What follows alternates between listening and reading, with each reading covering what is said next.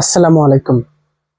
বাংলাদেশ জামাতে ইসলামী বলেছিল যে একই দিনে গণভোট হওয়ার দরকার নেই, মানে নির্বাচনের দিন জাতীয় নির্বাচন একদিকে আর জুলাই সনদের আইনি ভিত্তির দাবিতে গণভোট ওই একই দিনে কিন্তু বিএনপি চায়, কিন্তু জামাত কিন্তু একই দিনে চায় না। জামাত চায় অক্টোবরে, মানে নভেম্বরে অথবা ডিসেম্বরে। কিন্তু নির্বাচন কমিশনার ইসির পক্ষ থেকে বলা হচ্ছে যে একই দিনে গণভোট হলে ভালো হবে, অর্থের খরচটা কম হবে। এটা কিন্তু বিএনপি বলেছিল, আমি এর আগের ভিডিওতে দেখিয়েছিলাম যে বিএনপি নেতারা বলতেছেন যে একই দিনে ভোট হলে অর্থের সমস্যার সমাধান হবে, যেহেতু বাংলাদেশ একটা অত দরিদ্র দেশ। তো সেই কথাটাই কিন্তু দেখলাম গতকালকে বলতেছেন, ইসির একজন সদস্য বলতেছেন, এবং তারা এটাও বলতেছেন যে একই দিনে ভোট করতে সক্ষম ইসি, দুইটা ভোট করতে তাদের নাকি সেই সক্ষমতা আছে।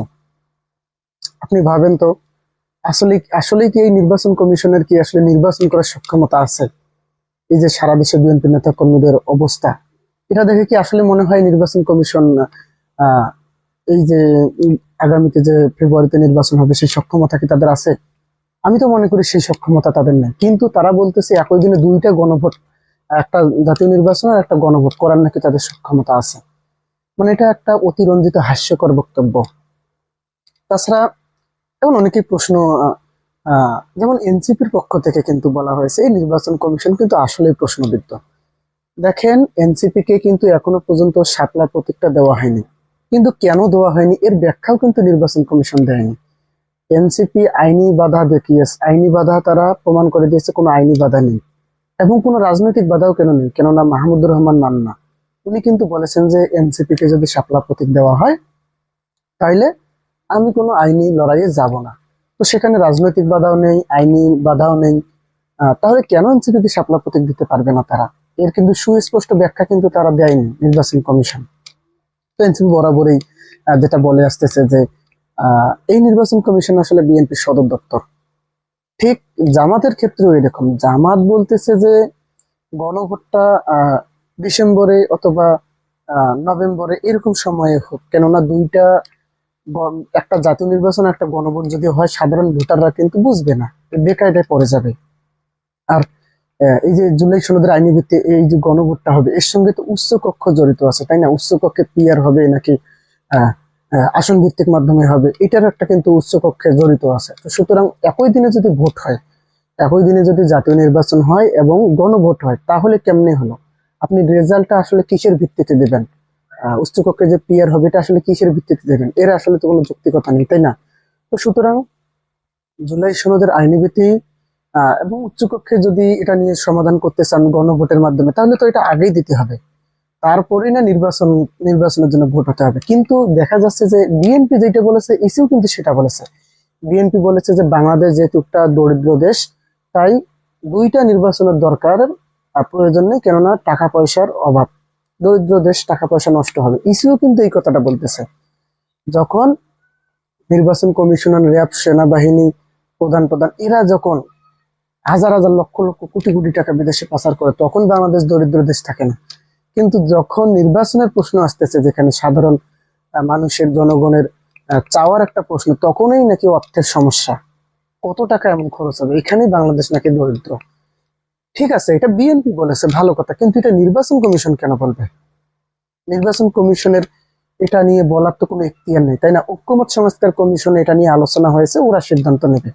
কিন্তু এখানে নির্বাচন কমিশন, ইসির কেন সিদ্ধান্ত দিতে হবে যে টাকা পয়সার অভাব, তাই আগে নির্বাচন করতে, দুইটা নির্বাচন একসাথে হওয়া উচিত?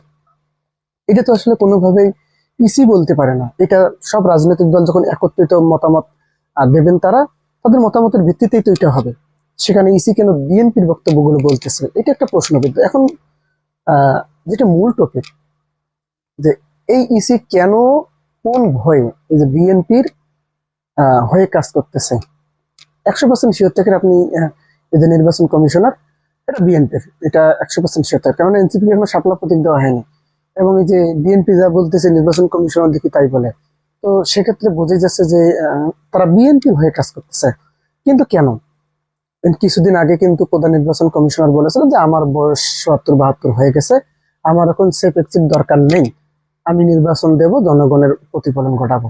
আর সব থেকে আলোচিত যে বিষয় হচ্ছে সেফ এক্সিট, মানে হইতেছে নির্বাচনটা দিয়েই কে কোথায় যাবে, কেউ আমেরিকায় পালিয়ে যাবে, কেউ কোনো রাজনৈতিক দলের সঙ্গে যোগ দিতে পারে, কিন্তু এনসিপি নেতাদের বক্তব্য কিন্তু এটা কিন্তু একটা 100% বাস্তব। সেটা কেমন সেফ এক্সিট বলতে কি বুঝে আসলে?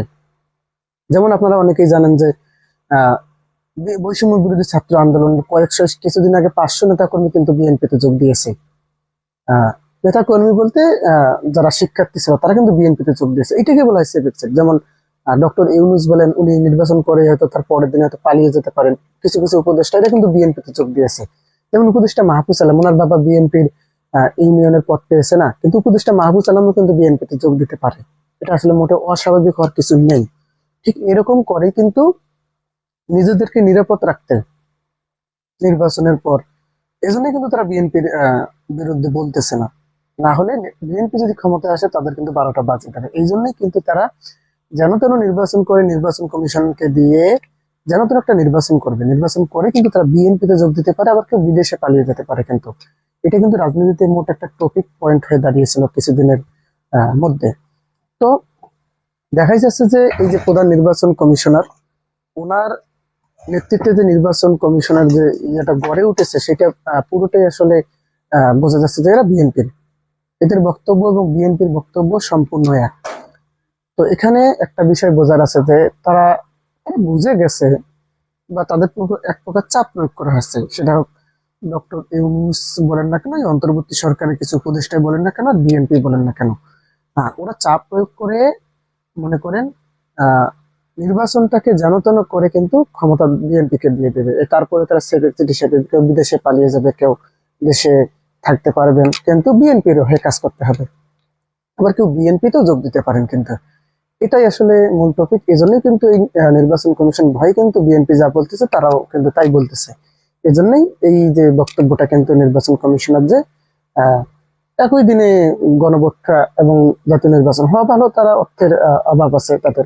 বাংলাদেশ যেহেতু একটা হতদরিদ্র দেশ, মানে বিএনপির বক্তব্য তাদের ওই বক্তব্য কিন্তু। তো দর্শক, এই নির্বাচন কমিশন আসলে একে দিয়ে কি সুষ্ঠু নির্বাচন সম্ভব? আপনি কি মনে করেন? অবশ্যই অবশ্যই আপনাদের মন্তব্যটি কমেন্ট করে জানাবেন। ধন্যবাদ। আসসালামু আলাইকুম।